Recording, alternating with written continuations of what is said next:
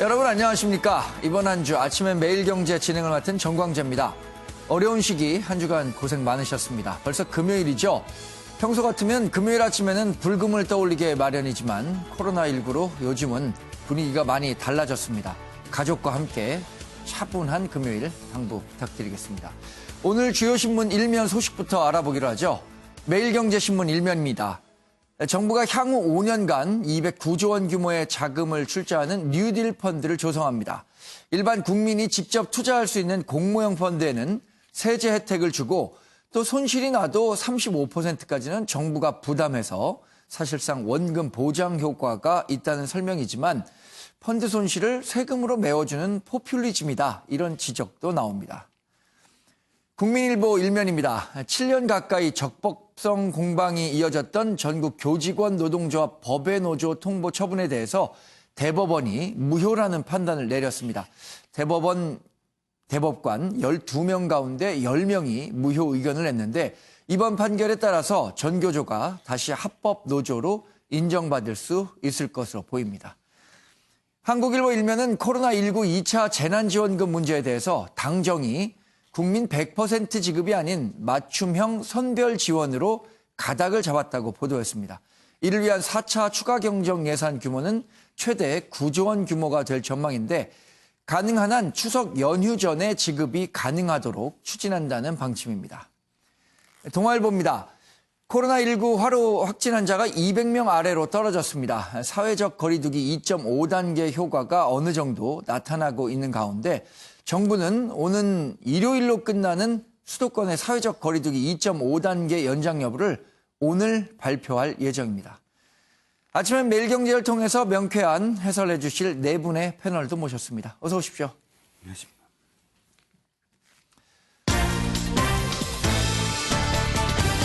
네, 이어서 아침엔 매일경제 제작진이 선정한 오늘의 키워드 살펴보겠습니다.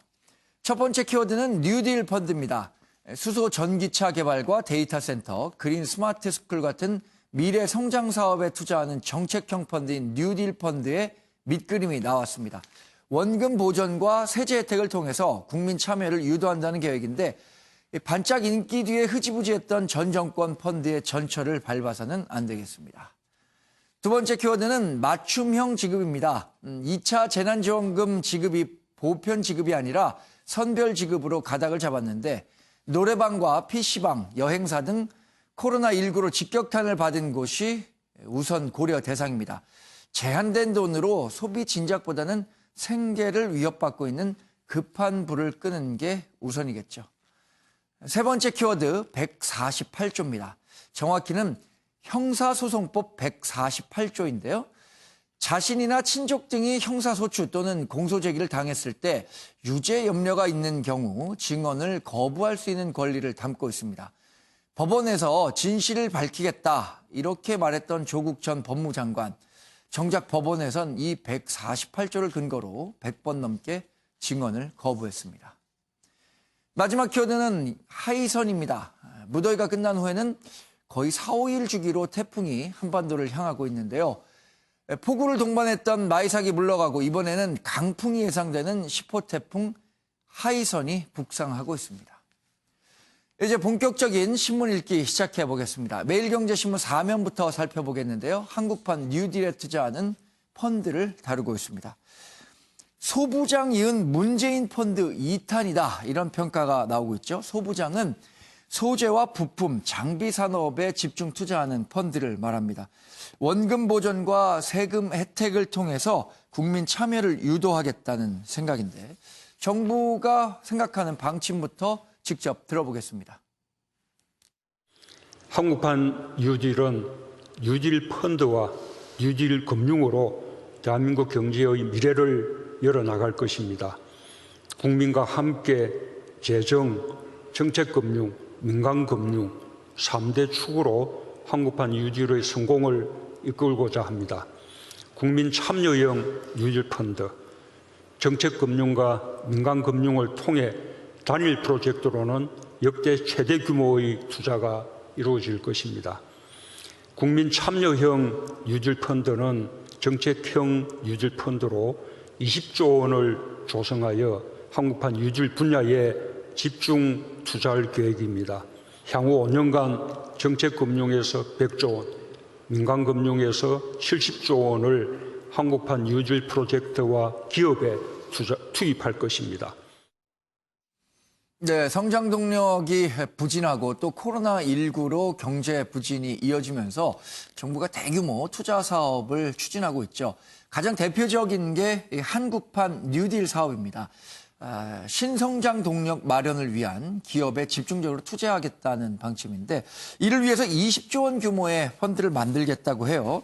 근데 관련해서 이 펀드가 어느 정도 효과를 거두고 국민들의 참여가 얼마나 있을 거냐가 관심인데 김관욱 교수님 네. 상당히 많은 인센티브를 준 것 같아요. 개인들의 참여를 유도하기 위해서. 그렇죠. 한국 경제가 사실은 대외 의존도가 너무 높아요. 네. 그런데 코로나로 세계 경제가 침체된 상태이기 때문에 내수 시장을 활성화를 해서라도 경기 진작을 해야 될 필요성이 있는 거죠. 예. 특히나 이제 저금리 상태로 유동성이 굉장히 높은데 이것들이 부동산으로 많이 갔잖아요. 그렇죠. 그리고 오히려 좀 생산성이 높은 영역으로 좀 끌어들일 필요가 있고 그것이 네. 이제 미래 성장 동력 산업으로 이어진다면 코로나 이후의 어떤 경제, 세계 경제에 어떤 대비할 수 있는 그런 역량이 갖춰질 수 있기 때문에 네. 조금 더 많은 인센티브를 지금 제공하면서까지 이런 산업들을 이제 키우려고 하는 정부의 노력이 여기 네. 펀드에 이제 있다라고 얘기할 수 있고 네. 이게 일종의 이제 다른 국가들이 하고 했었던 국부 펀드와 유사한 그런 성격이 있는데 저는 뭐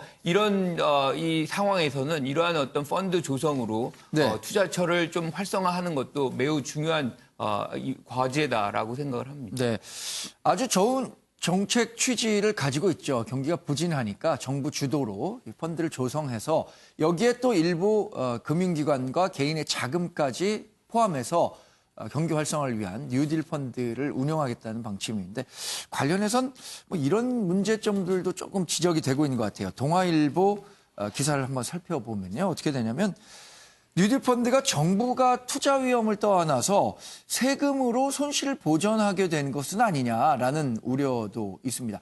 그러니까 이게 이익이 나면 정부나 뭐 개인이나 투자한 사람들이 모두 이익을 공유하니까 뭐 누이 좋고 매부 좋고 다 좋은 상황인데 만약에 손실이 발생했을 경우에 이걸 어떻게 할 거냐. 그런데 정부는 일단 35% 정도를 정부가 투자하는 만큼 손실이 나는 경우에는 이 부분을 정부가 먼저 떠안겠다는 거예요. 근데 그 정부가 떠안는 손실은 결국은 세금이 될 것 아니냐라는 합리적인 뭐 추론도 가능할 것 같고요. 이종근 평론가께서는 어떻게 평가하셨습니까? 네, 바로 이제 그 우려되는 부분이 두 가지입니다. 예. 말씀하셨던 게 이제 첫 번째인데요.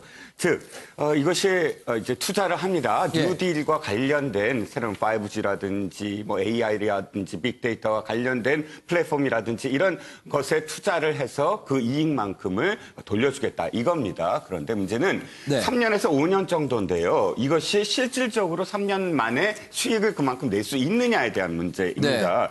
현재는 뭐 노후 학교 리모델링이나 LED 조명 교체, 뭐 수소형 충전소 미시적으로 표현되는 건 이것들인데 예. 이 실질적으로 수익성이 담보되지 못한다는 점이고요. 여기 그렇기 때문에 지금 정부에서는 이것까지 얘기하고 있습니다. 지금 예타 면제가 된 균형 발전으로 예타가 면제가 된 몇몇 사업들과 관련해서 민간 투자로 바꾸겠다. 이건 사실 뉴딜과는 좀 무관한 기존의 인프라 사업이거든요. 예. 근데 기존의 인프라 사업을 민자로 이제 바꾸는 것도 뭐 지방자치단체와의 어떤 뭐 협의 이거 남아 있는데 예. 그렇게 된다면 그 공공인프라 성격이 있어서 공공인프라에서 나오는 수익률은 사실 그렇게 크지 않습니다. 그러면 만약에 이것이 진짜 손실이 났을 때 정부가 예. 지금 혜택을 주는 것처럼 원금 보장과 준하는 그런 이 보장을 하겠다라고 이야기하고 있으면 즉 현재 단계에서는 어떤 단계냐면 근로소득자가 낸 세금으로 네. 그러니까 자산이 있는 3억 원 이상의 어떤 부자 이걸 투자할 수 있는 부자들의 손실을 메워주는 형태가 되는 게 아니냐라는 우려가 이제 첫 번째로 나오는 우려입니다. 네. 그렇기 때문에 일단 이것이 이제 문제가 되는 것이고요. 두 번째는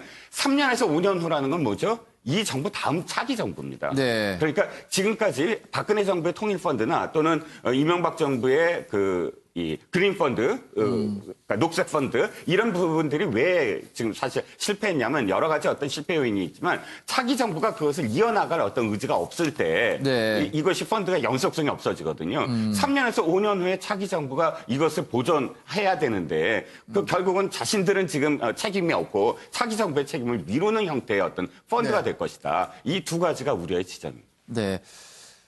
사실 장기적인 과제고 새로운 성장 동력을 발굴하는 과정은 단기간의 투자로 이루어지기가 어려운 상황인데 이것을 정부가 주도해서 이런 기반을 마련하겠다라는 것은 뭐 정책적 취지는 아주 좋다고 봐야겠죠. 그런데 과거에 이런 유사한 펀드들이 있었는데 지금 이종근 평론가 얘기하신 것처럼 성과가 그렇게 좋지는 않았나 봅니다. 동아일보 3면 기사를 조금 더 살펴보면요. 녹색 펀드나 통일 펀드 반짝 인기 뒤에 다 흐지부지했다는 겁니다. 녹색 펀드는 이명박 대통령 시절에 녹색 성장을 얘기하면서 이른바 그린 펀드라고 해서 대규모 정책 자금을 냈었었고요. 통일 펀드는 박근혜 대통령 시절에 통일은 대박이다라는 통일 대박론과 함께 대규모 펀드가 조성이 됐었는데 정작 남북 관계가 경색되면서 이 통일펀드에 투자했던 수익률은 별로 좋지가 않았던 것 같아요. 그래서 증권업계에서는 관제펀드는 정치권의 영향을 크게 받다 보니까 처음에 비해서 끝이 좋지 않았다라는 다소 좀 의기소침한 의견을 내놓고 있습니다. 저희가 이 뉴딜 펀드와 관련한 소식을 알아봤고요. 다음 이슈를 하나 넘어가겠습니다. 한겨레 신문 5면에서 다룬 소식인데요.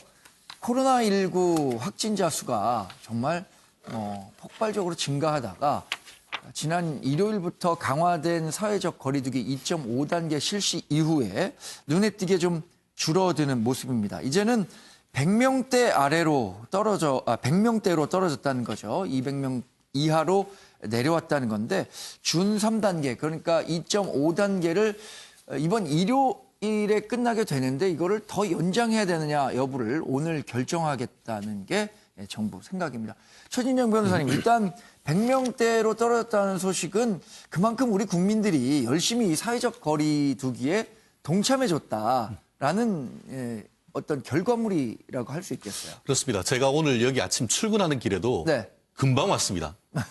출근길에 차가 예전에 비해서 훨씬 적습니다. 네. 그리고 점심때나 저녁때 식사하러 갔을 때 아마 직접 체감할 수 있을 겁니다. 그렇죠. 정말 예전엔 정말 바글바글하던 그 식당 같은 경우에도 몇 테이블이 없는 모습, 내지 그 근처에 있는 각종 그 카페나 이런 것 같은 경우에는 네. 사실상 유명 카페 같은 경우에는 이제 테이크아웃만 되고 또 다른 카페도 사실은 텅텅 비어 있어가지고 아예 그 일주일 동안 문 닫는다는 케이스를 볼 수 있는데요. 예. 사실 저희 그 서초동에 있는 변호사 업계 같은 경우에도 네. 직격탄을 사실 맞고 있는 모습을 사실 보고 있는데요. 예. 봤더니만 그 빅데이터를 봤더니만 실제로 서울이나 이 상업 지역에 지난 한 주 동안 한 30% 이상 지금 인구가 다니는 게 줄어들었다고 네네. 하는데 그만큼 국민들이 정부 정책에 정말 그 대부분 다 이렇게 그 많이 협조를 하고 있는 모습인데 네. 대신에 그로 인한 직접적인 피해는 소상공인이나 자영업자들이 직격탄을 맞고 있는데 예. 어떻게든 한 주 정도는 버틸 수 있는데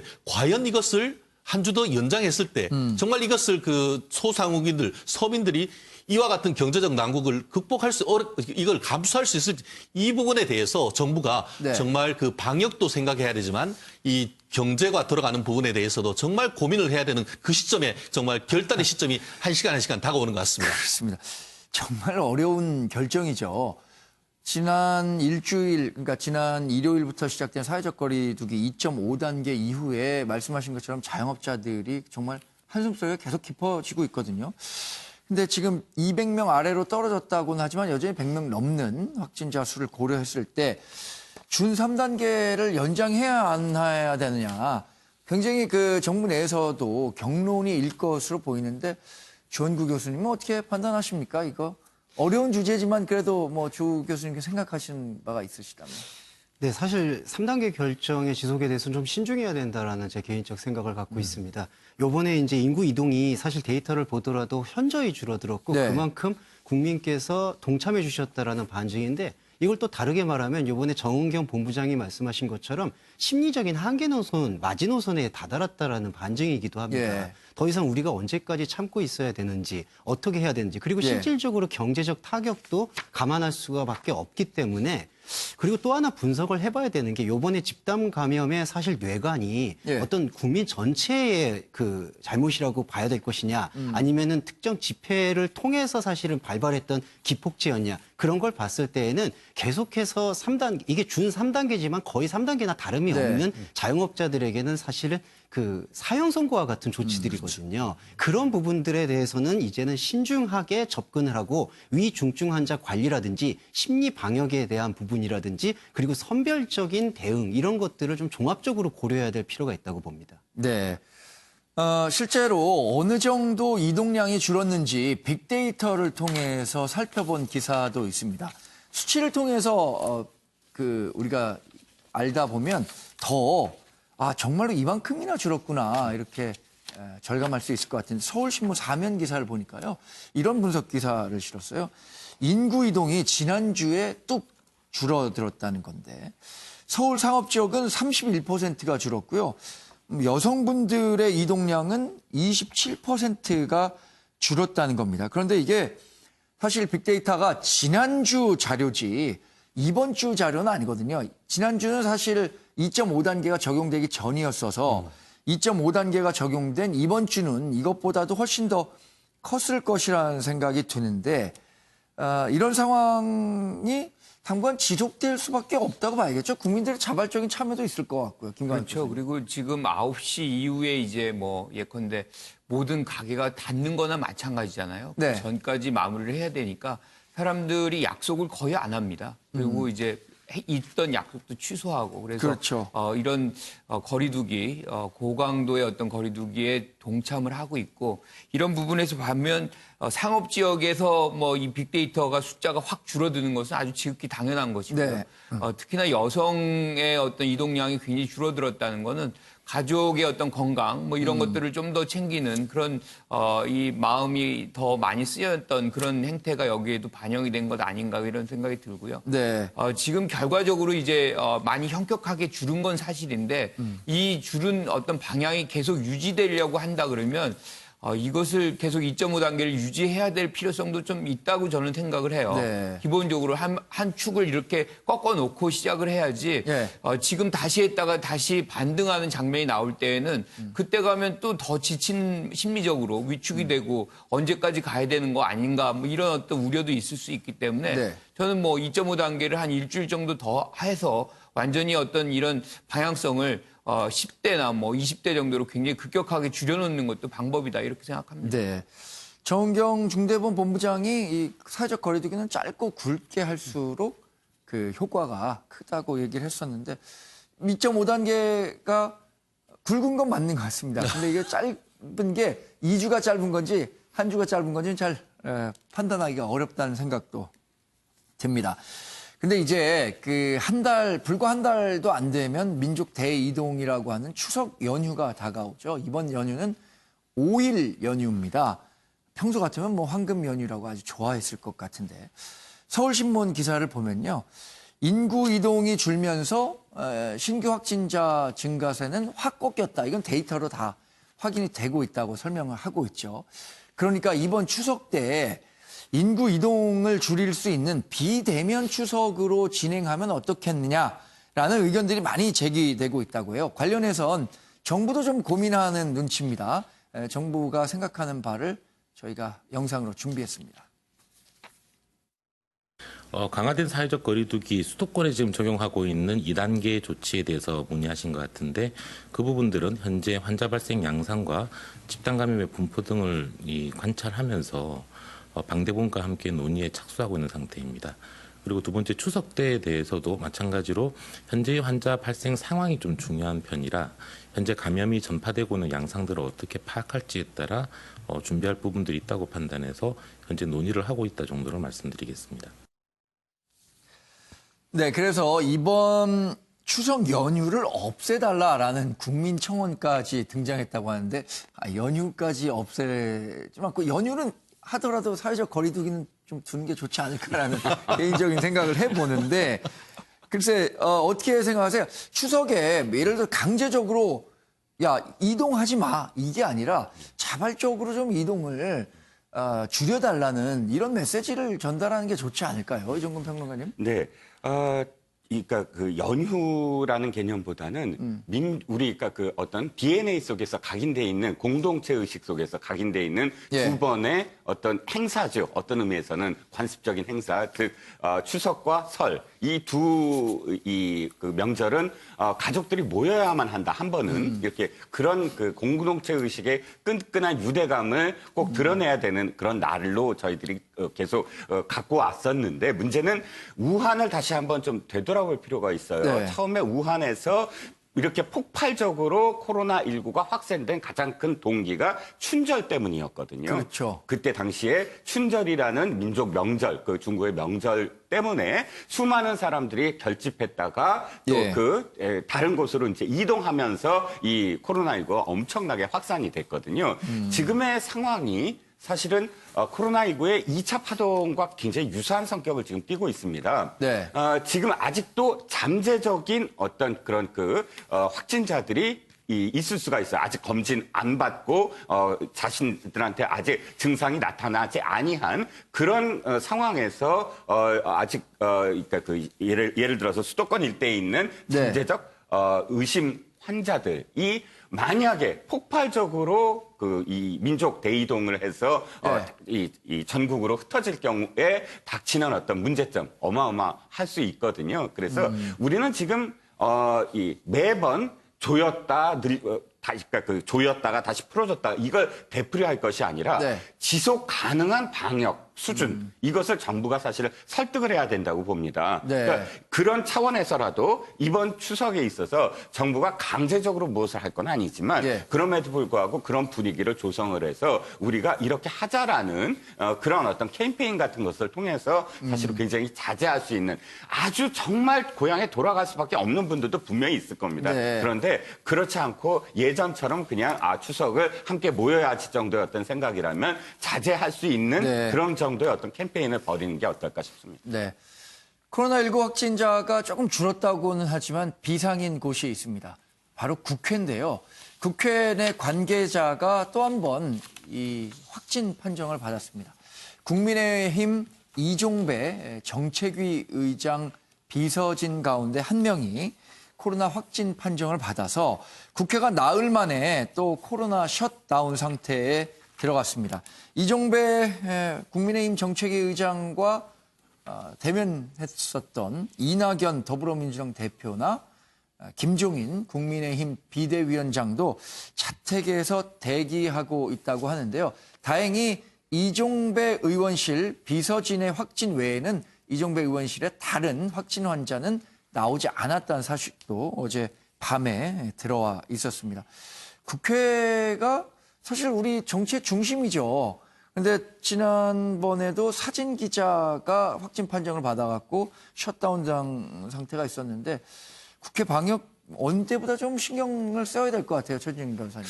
그렇습니다. 최근에 어떻게 보면은 민의의 전당이고 수천 명이 사실은 하루에 국회를 왔다 갔다 하다 보니까 이 부분에 있어서 그리고 또 국회란 것이 말씀드린 것처럼 대한민국 정치의 중심이다 보니까 전국에서 계속 사람들이 옵니다. 아마 이 시간 오늘도 원래는 이제 의원회관이나 이런 데에 보면은 각종 세미나가 있고 거기에 보면 각종 이해단체라든가 그 지역에 있는 분들이 오다 보니까 사실 굉장히 어려움이 많을 겁니다. 말씀하신 것처럼 지난 4일 전에 셧다운을 했다가 이 문을 열자마자 그리고 또 이번 같은 경우에는 9월 달부터 정기국회가 시작된 굉장히 중요한 시점이죠. 그리고 그랬기 때문에 예산 결산 그리고 또 국정감사 이런 굉장히 중요한 어떻게 보면은 정부를 견제할 수 있는 야당의 수단들이 있는데 이 코로나 때문에 모든 정치 일정도 지금 사실상 파행을 겪고 있다는 점에서 굉장히 국민의 한 사람은 안타까운 것 같은데요. 결국 이와 같은 상황 속에서 셧다운을 했지만 그럼 빨리 정상화시키려고 하는 노력이 필요한 것 같은데요. 특히 지금 어떻게 보면은 전투에 있어서 장수라고 할 수 있는 이낙연 대표라든가 김종인 대표가 자택에 지금 가 있는 그런 상황이다 보니까 이 여야로서도 어떻게 보면 그 지도부의 공백 상태 이런 그렇죠. 부분이 자꾸 벌어지니까 굉장히 어려운데 그렇다고 한다고 하면은 대안이 뭘까? 마치 우리가 이제 재판도 보면은 원격 재판하고 네. 줌으로 하고 하는 그런 부분이 있는데 이런 시스템적 부분 한마디로 셧다운을 한다 하더라도 이 일을 국민의 대표 일을 계속해 나갈 수 있는 그런 제도를 빨리 만들어서 네. 이 부분을 할 수 있어야지 어떻게 보면 뭐 그 코로나를 이유로 해서 모든 정치적 일정 그리고 야당의 대정부 어떤 견제 기능 이런 부분이 마비되지 않는 네. 어떤 제도적 장치를 이 국회 행정처에서 빨리 만들어내야 된다고 저는 그렇게 봅니다. 그런데 이런 위기를 거치면서 외부 충격이 강할수록 과정에서 변화하는 속도도 빠르잖아요. 기자들이나 아니면 국회의원들이나 국회의원 보좌진들도 이런 원격 근무나 이런 부분에 있어서 이런 셧다운이 되니까 굉장히 대응을 빨리빨리 잘 하고 있다는 생각도 듭니다. 제가 직접 취재를 하다 보니까 이제 대면 회의라든가 화상 회의들도 활성화돼 있고요. 기업 못지않게 정치권도 이 코로나19 충격에 따른 변화 속도가 아주 빠르게 진행되고 있습니다. 서울신문 기사를 좀 살펴보도록 하겠습니다. 당정이 2차 재난지원금과 관련해서 PC방과 노래방 등 피해 업종에 맞춤 지급을 하겠다라는 가합의안을 마련한 것으로 확인되고 있습니다. 2차 재난지원금과 관련해서는 그동안 정치권에선 이재명 경기지사처럼 100% 보편 지급이 또 한 번 필요하다라고 주장한 분들도 있는 반면에 이낙연 더불어민주당 대표처럼 선별지급론을 주장한 분들도 있었죠. 이번에 당정은 여튼 2차 재난지원금은 1차 재난지원금과는 다르게 피해가 있었던 사람들에게 지급하는 것을 원칙으로 하겠다는 건데 주원구 교수님은 뭐 이 당정의 판단에 대해서 어떻게 평가하세요? 좀 아쉬움이 사실 남습니다. 아, 그럼 주원구 교수님도 100% 지급 쪽이 옳다라고 보셨나 보죠? 맞습니다. 사실 정책의 연속성에 있어서도 그렇고 사회적 거리두기가 갖고 있는 방역의 그런 위중함과도 사실은 보폭을 맞췄어야 된다고 보거든요. 뭐 충분히 이해는 갑니다. 재정 공정성의 악화에 대한 부분 그리고 일단은 소상공인을 지원해야 된다라는 그런 취지에는 공감을 하지만 그러면은 여기 재난지원금에 이름을 붙이지 말아야 된다고 생각을 합니다. 재난지원금의 표현은 재난의 보편성에 대한 접근이거든요. 네. 그거를 통해서 소비 진작을 이뤄낼 수 있는 부분을 해야 되고 다소 무리가 가더라도 보편적인 재난지원금을 계속해서 지급을 하고 그다음에 소상공인들에 대한 어떤 세제 혜택, 휴업 보상비 등을 논의하는 것도 저는 그 정책의 일관성에 있어서는 되게 필요한 부분이라고 봅니다. 상당한 지금 특수한 상황이고 지금은 재난 상황이라는 것을 우리가 조금은 잊지 않았으면 좋겠어서 사실은 뭐 이낙연 이제 전 의원이나 당대표께서는 선별이란 표현을 쓰지 않기를 원한다고 하지만 이건 사실상 선별복지 혜택이 아니었는가가 아쉬움이 남습니다. 네. 지난 1차 재난지원금을 지급하기 위해서 정부가 추경을 14조 3천억, 추경 전체는 아니지만 1차 재난지원금 전체 규모가 14조 3천억 원이었는데요. 이번에는 8조 원에서 10조 원 정도가 유력하게 거론되고 있다고 합니다. 그러니까 만약에 100% 지급이 아니라 선별 지급을 한다면 대략 8조 원에서 10조 원 정도를 자영업자 중심으로 지급을 하게 돼 있고 금액도 조금 더 커지지 않을까라는 생각을 해봅니다. 최근에 의료진과 정부 간의 갈등이 굉장히 첨예하게 진행됐었죠. 의료진에서는 이제 공공의대 설치나 의대 정원 확대에 반대를 했었던 거고 정부는 이런 것들을 이제 추진해 나가겠다라고 했었는데 조선일보 사면을 보면요. 오늘 아침 기사니까 현재까지 반영된 기사는 아닙니다. 정부가 국회 의료계가 협상안을 마련해서 빠른 시일 내에 대화하겠다고 했는데 이미 오늘 아침 들어온 소식을 보면 의료진과 민주당, 더불어민주당이 이 의료정책, 현 정부의 의료정책에 대해서 원점 재검토하는 내용의 합의안에 도달했다라고 보도가 되고 있습니다. 어쩌면 잠시 후에 의료진과 더불어민주당이 이 어떤 합의안을 갖고 서로 서명하는 장면이 연출될지도 모르겠는데요.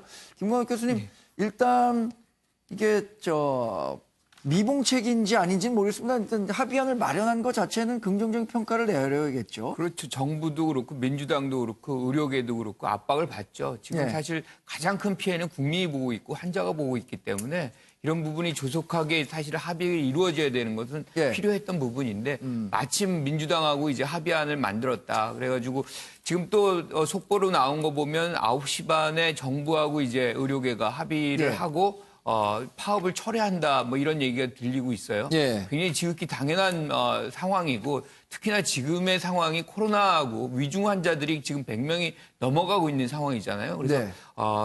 뭐 이해 집단의 즉 의료계의 어떤 이익들도 굉장히 중요하지만 국민의 건강이 더 중요하다는 그런 시각에서 본다면 네. 이번 파업 철회는 매우 잘 결정된 것이고 네. 지금 4대 의료 정책 때문에 지금 이런 파업들이 일어나고 있잖아요. 예. 이 부분에 대해서 정부와 의료계가 원점에서 재논의하고 실질적으로 이런 재파업이 발생되지 않게 하는 것이 이해관계 집단들의 해야 될 예. 그런 도리다 이렇게 생각합니다. 정부는 이 의료 정책에 관해서 뭐 의료 개혁 이런 얘기를 하고 있잖아요. 의료계 개혁. 개혁이라는 게 사실 쉬운 일은 아니죠. 그렇기 때문에 보다 더 면밀히 준비하고 철저히 논의를 해서 정책이 마련이 돼야 되는데 어쩌면 의료계는 그러지 못했다. 그런 과정이 없었다는 점을 문제 삼고 있는 것 같고요. 정부가 생각하고 있는 개혁 방향에 대해서 또 국민적 공감대는 어느 정도 형성돼 있는 것 같고요. 그러니까 이런 부분들에 대해서 조금 더 대화를 깊이 하고 솔직히 어떤 문제에 봉착해 있다는 것, 어떻게 해결해 갈 것인지에 대해서 논의가 본격적으로 좀 더 이루어져야 될 것 같습니다. 다음 소식으로 넘어가도록 하겠습니다. 요즘 정치권에선 이 문제로 좀 시끄럽죠. 정치권뿐만 아니라 이 문제가 병역과 관련한 문제이기 때문에 대한민국 사회가 굉장히 민감하게 받아들이고 있는 것 같아요. 추미애 법무장관 아들 서모 씨에 관한 얘기입니다. 이 서모 씨가 병역을 이행하는 과정에서 미 이사단의 카투사로 복무를 했는데 수차례 많은 굉장히 예외적으로 많은 휴가를 썼고 휴가에서 복귀하지 않아서 이게 탈영으로 해석될 수 있는 여지의 사건이 있었다는 거죠. 이걸 조사를 하고 있는데 국민일보 기사를 보면요. 추미애 당시에 이 더불어민주당 당 대표였는데 보좌관이 이 휴가를 연장하는 것을 요청했다. 아니면 문의를 했다. 이런 전화가 있었다는 검찰 조사의 진술을 검찰 조사에선 뺐다. 이렇게 보도를 하고 있어요. 이종근 평론가님. 네네. 이 문제는 네. 사실 사람들이 굉장히 많은 관심을 갖고 있어요. 그래서 한번 좀 명쾌하게 좀 설명을 해 주시죠. 이종근 평론가는 어떻게 생각하세요? 이 문제. 예. 사실 예. 가장 지금 제가 궁금한 게 이거예요. 검찰에서 어떻게 물어봤느냐. 네. 즉, 이 모 대위를 불러다 놓고 모 대위가 보좌관한테 전화를 받았다라고 예. 검찰한테 진술했는데 검찰이 사실이냐라고 예. 하면서 재차 물어보면서 머뭇거리자 진술서에 뺐다라는 게 이 보도의 핵심이거든요.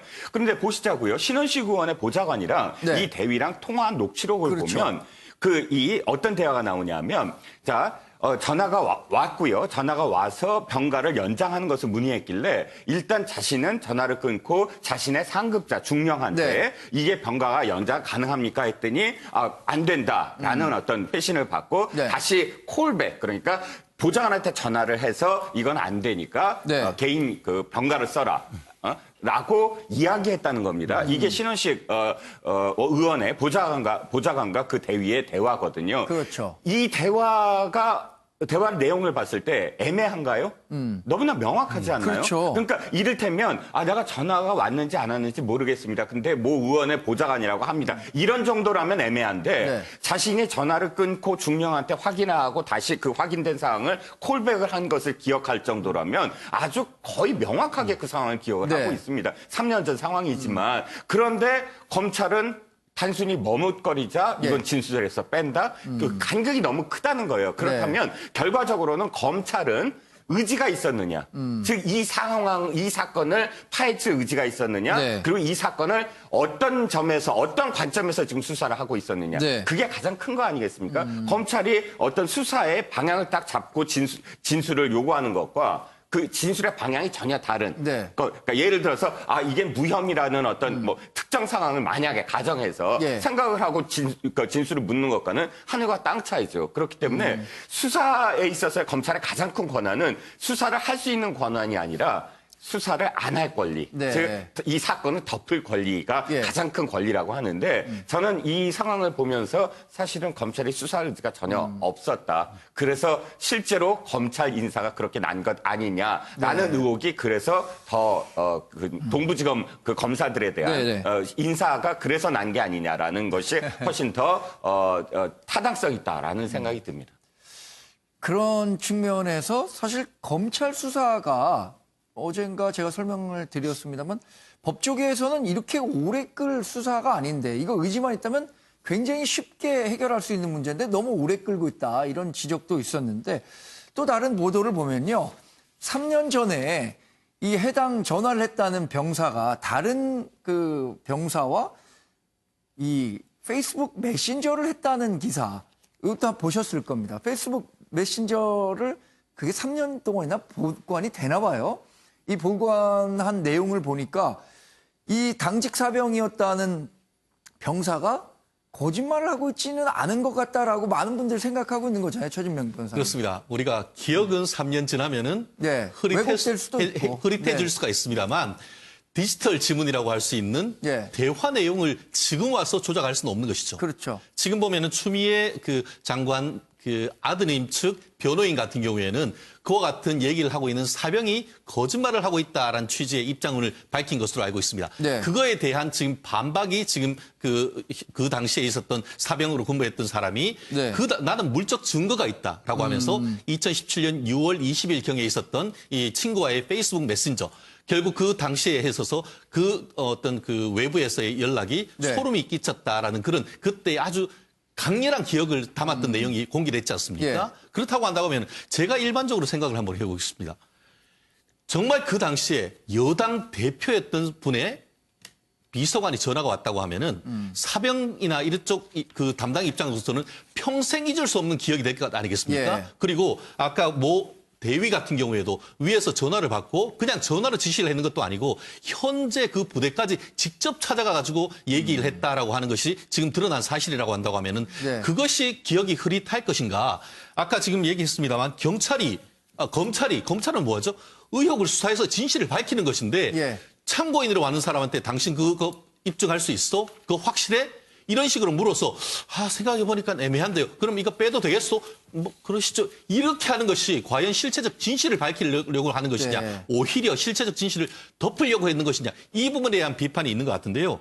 실제로 검사를 지냈던 김도읍 지금 국회의원 같은 경우에도 이것 같은 경우에는 중대한 의혹, 가장 핵심적인 의혹 아닙니까? 네. 외압이 있었는지 여부. 그것이 직권남용과 관련되는 부분인데 네. 그 부분은 기재를 하고 그 의혹을 밝히기 위해서 군 부대에 대해서 압수수색이라든가 통신영장 이런 부분을 해서 밝혀야 되는 것이지 그 진술을 하는 사람한테 대해서 다그치듯이 해서 그거를 뺐다는 것은 이 부분에 대해서 앞으로 오히려 이 어떤 결과가 나오건 오히려 나중에 이제 특임 검사라든가 특검 이런 부분은 논란은 나올 수 있기 때문에 검찰은 그런 논란을 없애기 위해서라도 지금이라도 있는 그대로의 어떤 수사를 하는 것이 맞다고 봅니다. 네.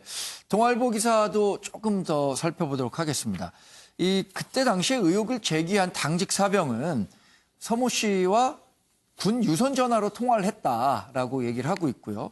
그래서 만약에 내 주장이 사실이 아니라고 생각한다면 당사자인 서모 씨가 나를 고소하면 되지 않겠느냐 이렇게 얘기를 하고 있는 것 같아요. 그만큼 그러니까 이 의혹을 제기한 당시의 당직 사병은 그 문제에 자신이 있다는 거겠죠.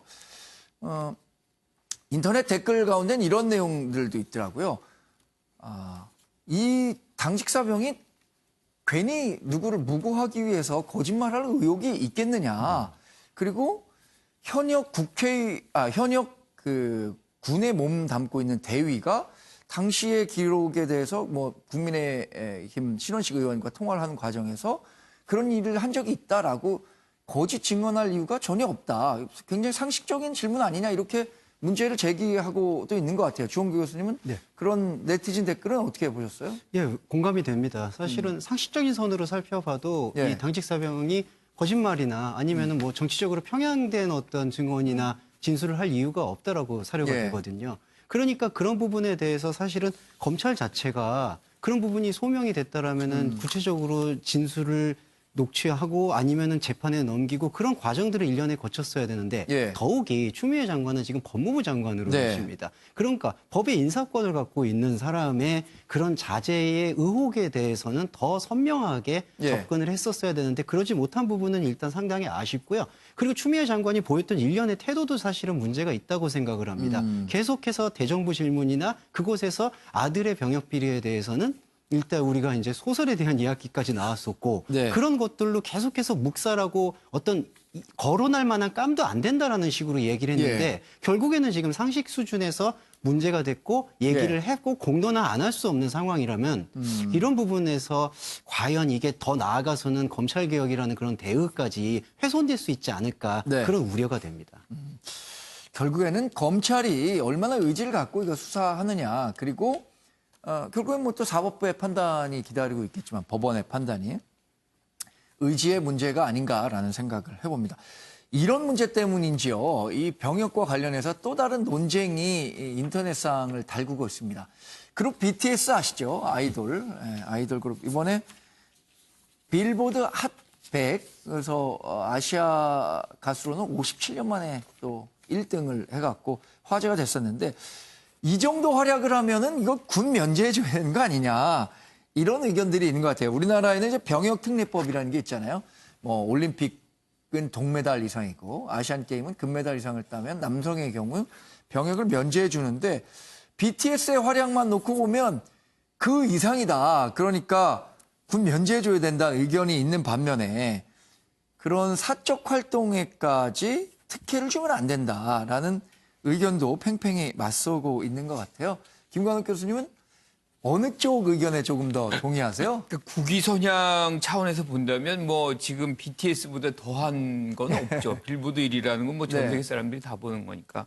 근데 저는 이 병역에 관해서 가장 중요한 가치는 공정성이라고 생각해요. 그렇죠. 예. 그러니까 아까 말씀하셨던 병역특례법을 폐지하는 것이 맞다. 모두가 다 병역의 의무를 다하는 것이 맞고요. 예. 특히나 뭐 체육계, 그다음 예술계 뭐 상 받고 뭐 이러면은 이제 지금 병역 의무를 면제해 주잖아요. 예. 그런 것 자체도 사실 엄청난 특혜라고 봐요. 네. 이분들이 거기서 이제 메달을 따면 또 포상금을 받거든요. 그러니까 네. 이중으로 사실은 혜택을 받는 것이기 때문에 병역에 관해서는 모두가 의무를 다하는 것이 저는 맞다고 보고요. 그런 차원에서 본다면 BTS가 이런 성과를 거뒀음에도 불구하고 저는 똑같은 사람으로서 병역의 의무를 다한다면 예. 더 많은 사람들이, 더 많은 국민들이 이분들은 진짜로 자신의 어떤 의무를 다하는구나, 더 좋아하지 않을까 이렇게 생각합니다. 그러니까 과거에는 우리나라가 정말 국위선양한다는 기회가 그렇게 많지 않았던 것 같아요. 지금은 뭐 정말 세계 10위 정도의 스포츠 강국이고 또 문화적으로도 굉장히 성숙해서 이런 BTS 그룹 또 한류 열풍이 세계적으로 불 정도로 그랬는데 과거에 만들어진 병역특례법에 대해서 지금 김광욱 교수님 말씀하신 것처럼 좀 재검토해 볼 필요도 있지 않을까라는 문제 제기를 하게 되네요. 변호사님 어떻게? 사실 저 같은 경우에는 예. 작년 그 가을쯤 예. 그 대한가수협회 측이 만들어놓은 국회 세미나에 제가 발제를 했던 적이 있습니다. 예. 저는 개인적으로 지금 병역 특례라고 하는데 제가 예. 확인을 해봤더니만 이게 병역 특례가 아니고 보충력 편입해 주는 겁니다. 그래서 이제 물론 군대에 가서 지금 같은 경우에는 21개월 내지 18개월 복무하는 건 아니지만 예. 실제 훈련을 받고 또 어떻게 보면은 계속 어떤 병력을 사실상 대체적 복무를 하는 것이거든요. 예. 근데 이것을 병역 특례라고 하니까 국민들이 이제 굉장히 어떻게 보면은 나는 하는데 저기는 그 병역 특례에 돈까지 버느냐 이런 비판의 목소리도 없진 않습니다만 그만큼 어떻게 보면은 그리고 또 한 가지 기존의 어떤 전통 예술 그리고 예. 클래식이나 어떤 예. 국악에 대해서는 이렇게 인센티브가 있지만 어떻게 대중예술에 대해서는 지금 찬밥 신천할 이런 평등의 문제도 사실 있습니다. 그렇기 네. 때문에 이 부분에 있어서는 저는 개인적으로 윤상현 의원이 제기하고 있는 나름대로의 네. 문제점에 저는 공감하는 측면인 것 같은데요. 실제로 말씀드렸듯이 대중문화에 대해서도 전통문화에 못지않은 어떤 인센티브를 줘야 네. 될 필요가 있고 젊은 시절에 어떻게 보면 운동이나 이런 것이 굉장히 짧은 시간에 이루어져야 된다는 그런 성과를 이뤄내야 된다는 걸 보면은 나름대로 정말 열심히 하고 하는 사람에 대해서는 인센티브가 있고 그로 인해서 그 문화를 발전시킬 수 있다고 하면은 이 제도를 폐지하기보다는 하기보다는 오히려 이 부분에 대해서 좀 더 섬세하게 어떻게 보면 지금 제도를 다듬어 가지고 네. 거기에 지금 21세기형 병력 보충력 특례 제도를 만들어 나가는 것도 나름대로의 의미 있는 것이다. 저는 그렇게 봅니다.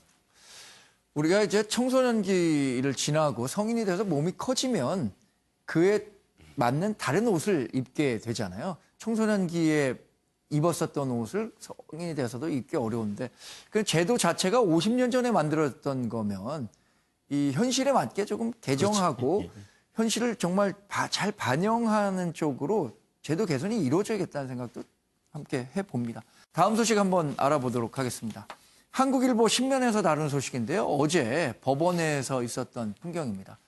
조국 전 법무부 장관이 재판장의 모습을 드러냈는데 서울대학교 법학과 교수를 지냈으니까 뭐 법에 대해서는 누구보다 정통한 인물이라고 할 수 있겠죠. 관련해서 증언을 좀 해야 되는 부분이 있었는데 저희가 키워드를 통해서 설명드린 것처럼 형사소송법 148조. 네, 이 148조를 여기 어떤 매체는 뭐 100번 넘게 148조에 따르겠다라고 했고 어떤 매체는 뭐 300번 넘게 했다고 하는데 이종근 평론가 네. 이런 법정에서의 조국 전 장관의 태도는 어떤 인상 받으셨습니까, 이종근 평론가? 100번과 300번의 차이는 오전만 집계한 게 이제 100번이었고. 아, 그렇군요. 예, 예. 네. 오후까지 다 집계한 게 이제 303번이다라고 지금 보도가 되고 있고요. 사실상 이건 비판할 이유는 없다고 봅니다. 왜냐하면 진짜 헌법 148조에 따라서 자신의 지금 부인과 관련된 증언을 해야 되는데 예. 자신의 증언이 자신의 부인에게 불리할 경우 헌법에서는 그것을 이야기하지 않아도 되는 묵비권을 행사할 수 있는, 거부할 수 있는 그런 권리를 주거든요. 예. 그렇기 때문에 그 자체는 그 누구에게도 조국 장관이 얘기했듯이 그 누구도 이 헌법적 권리를 받아들일 예. 그러니까 형사법의 148조를 사용할 수 있는 그런 권리입니다.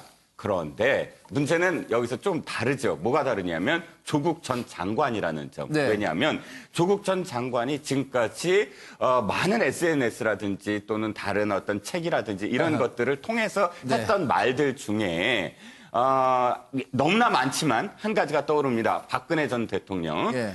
그때 이제 이 재판정에서 모르겠다로 일관했다는 것을 비판하면서 네. 당장 구속시켜라. 네. 라고 이야기합니다. 그것은 이런 때 쓰라고 준 권리가 아니다.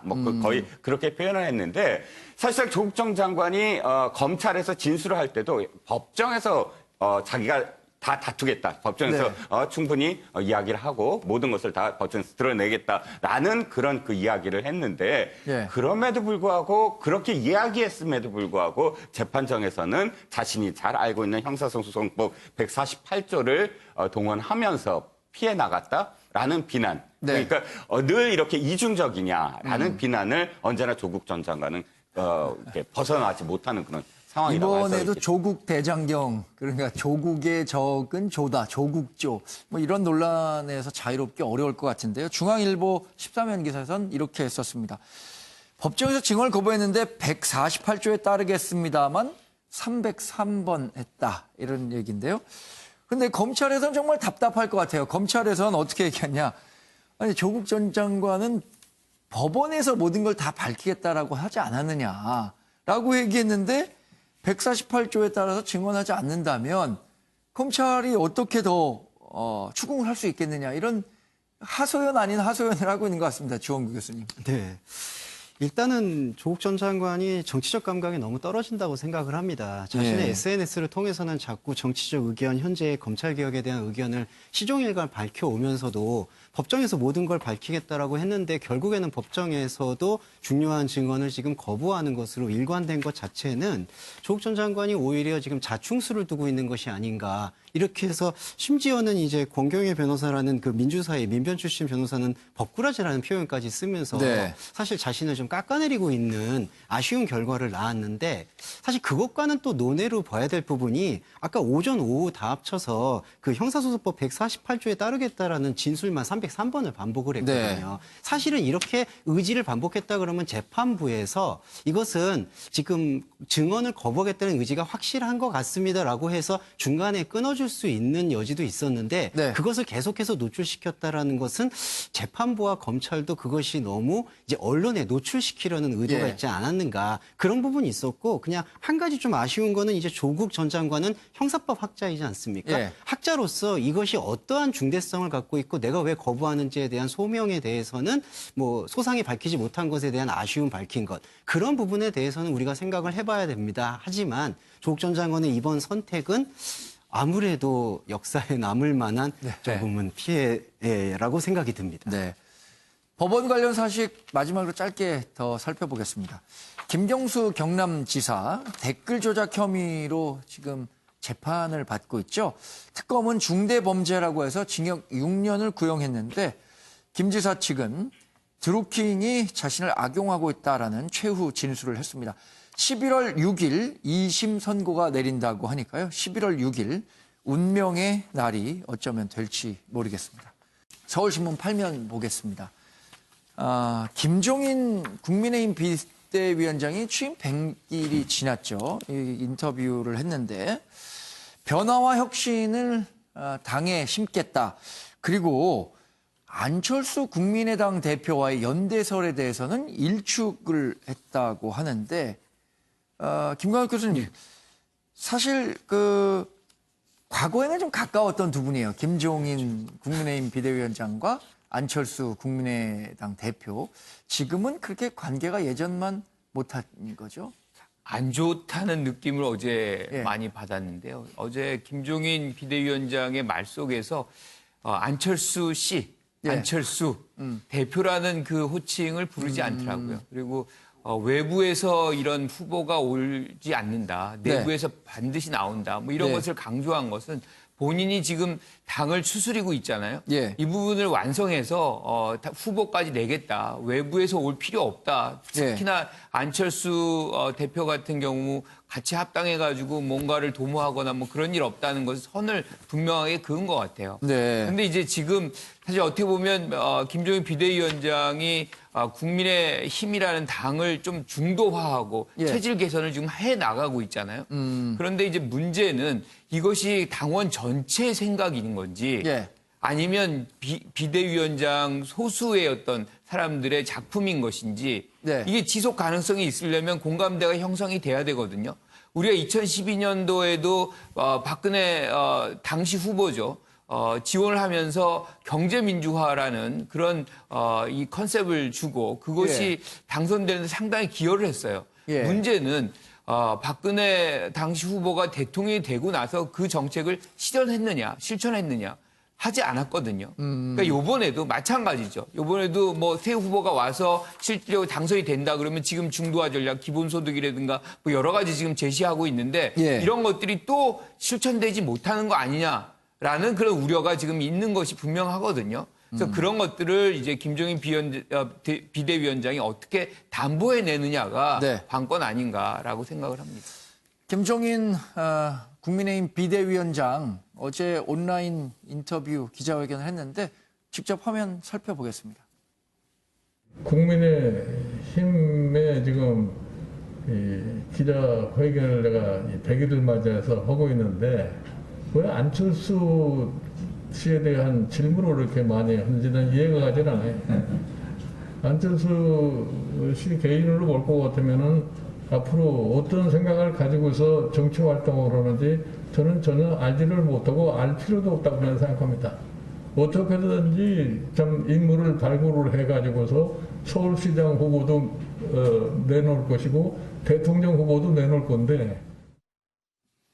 네, 조선일보 6면에서는 그래서 이렇게 쓰고 있습니다. 김종인 국민의힘 비대위원장은 당 내부에서 대통령 후보가 나올 것이다. 그러니까 지금 국민의당 대표로 가 있는 안철수 대표가 이 범보수 후보로 되지는 않을 것이다라는 뉘앙스로 좀 얘기를 한 것 같아요. 만약에 범보수 후보가 되고 싶다면 국민의힘 안으로 들어와서 권력투쟁 또 정치투쟁해서 이 범보수 후보 단일 후보의 타이틀을 가져가라 이렇게 얘기를 하고 있습니다.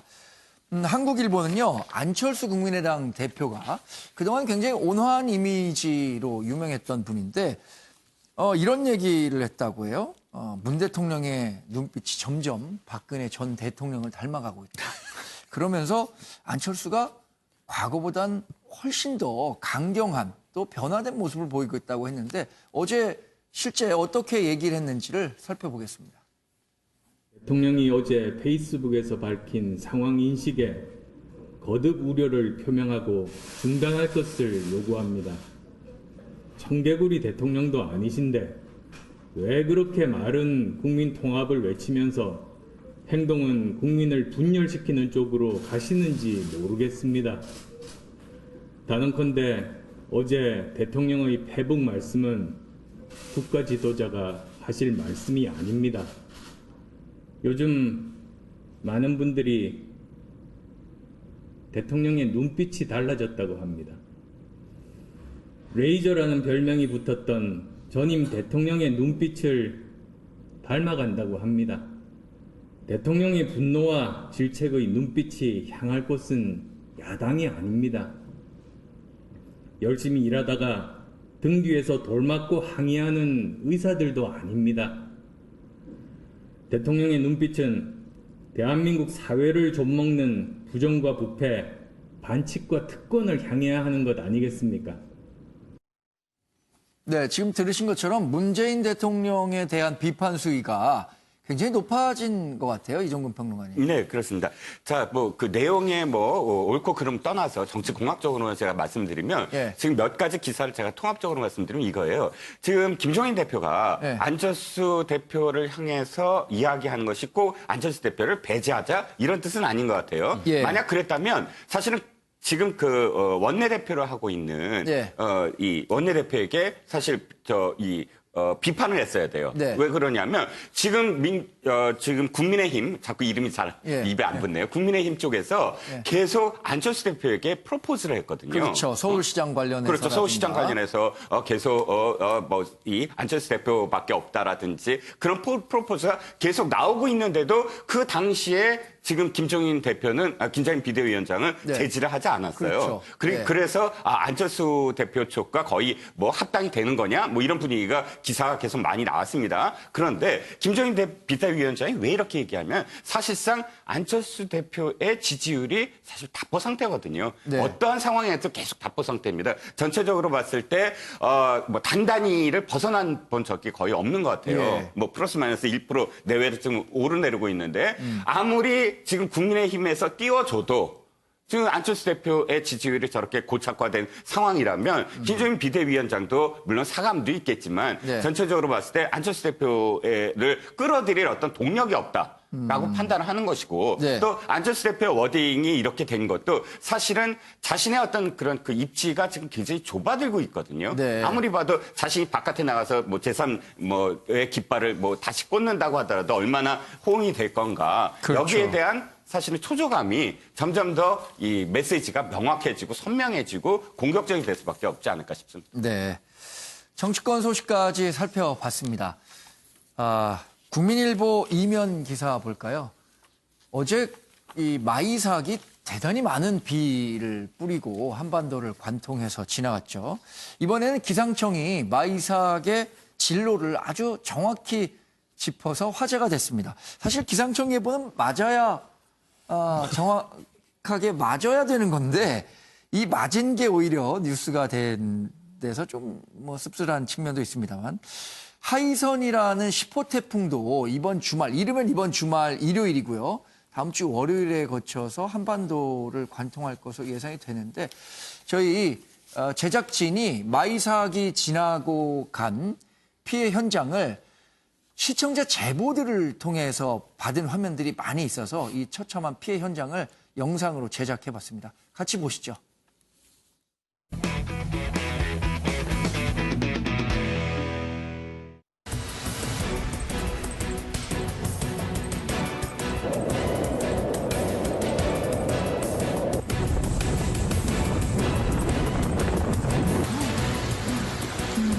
마치 여기 지금 도로가 아니라 강처럼 보입니다. 자동차에 라이트가 거의 잠길 정도로 어마어마하게 지금 오고 있습니다.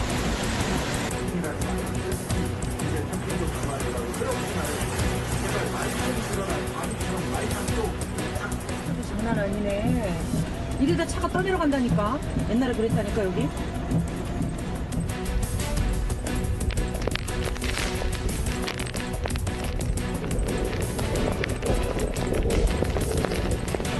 와, 이거 왔다, 들어왔다.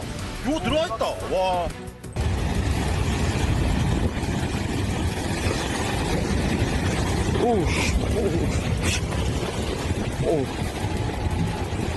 와.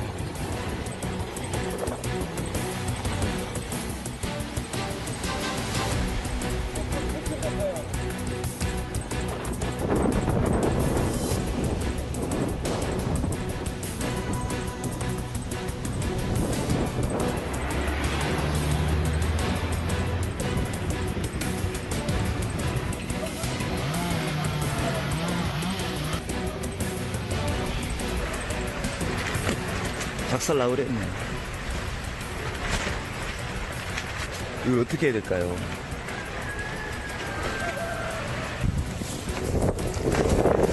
적설치한 것도 다. 야, 다 이거 어떡하지?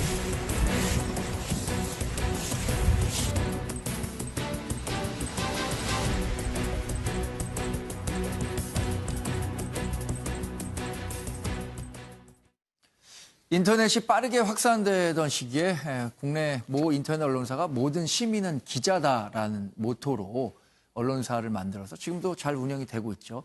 지금 나오는 영상 보니까 이제 모든 시민은 영상 기자고 방송 기자가 된 세상이 된 것 같습니다. 이 휴대폰으로 정말 어느 공간이든 뉴스가 되는 부분들을 찍어서 방송국에 보내주고 계신데 저희 MBN도 카카오톡 채널을 통해서 다양한 시청자 여러분의 제보를 받고 있으니까요. 다양한 뉴스 화면들 보내주시면 저희가 뉴스에 잘 반영할 수 있도록 하겠습니다. 자, 동아일보 신면 기사 경제 뉴스를 좀 살펴보려고 합니다. 아시아나항공 매각 협상이 결국에는 무산수순을 밟고 있습니다. 산업은행이 곧 계약 해지를 통보할 가능성을 제기하고 있는데요. 아시아나항공은 이제 HDC라는 건설 전문 기업 있죠. HDC가 우선 협상 대상자로 선정이 돼서 매각 협상을 진행 중이었는데 그런데 그 와중에 코로나19 사태가 급속도로 번지면서 전 세계 항공시장이 급속도로 얼어붙고 있죠. 그래서 HDC로서는 당초에 예상했었던 그 인수를 제대로 추진하기가 어려운 입장이 아닌가 이렇게 제시를 하고 있습니다. 그래서 매일경제 6면 기사를 보면요. 이렇게 허공에 뜨게 된 아시아나항공을 어떻게 정부가 처리할 것인가를 다루고 있습니다. 어쩌면 산업은행이 기업 안정기금을 투입해서 우선 관리를 하다가 내년쯤 재매각 절차를 밟게 될 가능성이 크다 이렇게 제시를 하고 있습니다. 여하튼 처음부터 HDC가 이런 코로나19 사태를 계기로 아시아나항공을 제대로 인수할 수 있을까라는 의구심이 계속해서 커져왔고 제기돼 왔었는데 이제 아시아나항공 인수는 사실상 무산된 것으로 보인다는 게 여러 언론의 공통된 평가입니다. 마지막 뉴스도 살펴보도록 하겠습니다. 조선일보 일면 기사를 보면요. 김명수 대법원 체제 내에서 전교조 합법화 길을 터졌다라고 보도를 하고 있습니다. 관련 영상 직접 보겠습니다. 진심으로 감사감 인사드립니다. 그 감사에 대한 보답은 학교로 돌아가서 합법노조로서 학교를 이루고 교육을 이루어서 아이들이 행복한 학교를 만드는 것으로 보답해 드리겠습니다. 네, 박근혜 정부 시절에 전교조에 대해서 불법노조 통보를 했었는데 이 불법노조 통보한 게 잘못이다라는 해석을 대법원이 내리게 된 거죠. 중앙일보 3면에서는요. 대법이 1, 2심과 헌재 결정까지 뒤집었다 이렇게 평가를 하고 있는데요. 교총은 조금 보수적인 단체입니다. 전교조와는 성격이 좀 다른데 정치적 판결이었다 이렇게 폄하를 하고 있습니다. 김관욱 교수님, 네. 어제 판결 상당히 우리 사회에 적지 않은 파장을 가져올 판결인 것 같아요. 그렇죠.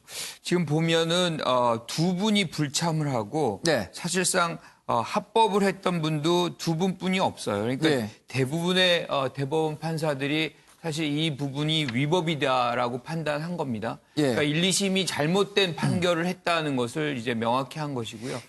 저는 근본적으로 이 부분이 원래 잘못된 것이 좀 바로 잡혔다라고 판단을 합니다. 예. 왜냐하면 어떤 법이 더 상위법이냐. 헌법의 단결권이라는 것이 분명히 보장돼 있거든요. 그런데 이제 해직교사가 거기 포함돼 있어서 그 노조를 법의 노조로 한다는 것은 그 아래에 있는 시행령의 법에 해당되는 것이기 네. 때문에 시행령의 법이 헌법에 보장된 그 권리를 상회할 수 없다고 본다면 저는 뭐 대법원의 판결이 적절하다 이렇게 생각합니다.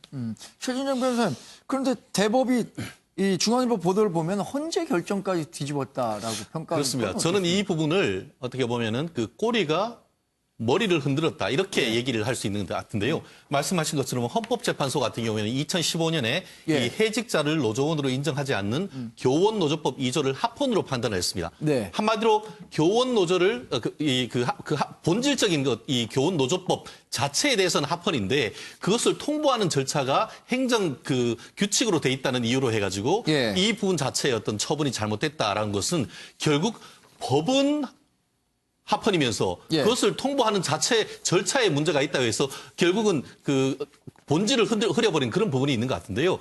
말씀드린 것처럼 물론 대법원의 판단이기 때문에 저는 개인적으로 존중을 합니다. 네. 1심, 2심 판결이 있다 하더라도 뭐 대법원 판결은 그 구속이 있기 때문에 파기환송되면 그에 따라 하는 거겠지만 네. 사실 그 사이에 법이 변동이 있었습니까? 만약에 이렇게 문제가 있다고 하면은 국회에서 이 부분에 대한 어떤 그 교원 노조법이나 이런 부분에 대한 입법을 개선을 통해서 해야 되는 것이지 사실상 사법부가 입법을 하는 결과가 된다고 한다고 하면은 이 부분이 정당한지에 대해서는 앞으로도 논란이 될 수밖에 없는 것 같은데요. 네. 결국 대법원 판결 취지에 따라서 새로운 어떤 그 정부에서 어떤 처분을 한다거나 아니면은 지금 본질적으로 말씀드린 것처럼 교원 노조법이나 이런 부분에 대한 그 입법적인 개선 그리고 아시다시피 그 헌법에 있어서 교육의 중립성은 인정된다라고 했던 그런 체계 정합성과 관련해 가지고 예. 이번 대법원 판결을 계기로 해서 이 우리나라에 있어서의 어떤 교원 노조의 지위에 대해서 다시 한번 좀 논의를 새로 시작해야 되는 시점이 아닌가 생각합니다. 네. 그래서 서울신문 6면에서는 이렇게 해설을 하고 있습니다. 전교조가 앞으로 교섭권을 인정받고요. 해직교사 33명이 있었는데 이분들에 대한 복지 동력을 얻게 됐다. 이렇게 평가하고 있습니다. 오늘 네 분 말씀 잘 들었습니다. 네, 한 주 동안 아침에 매일경제 시청해 주신 여러분 대단히 고맙습니다. 위중한 시기에 건강관리 잘 하시고요. 사회적 거리 두기도 유념해 주시기 바랍니다. 고맙습니다.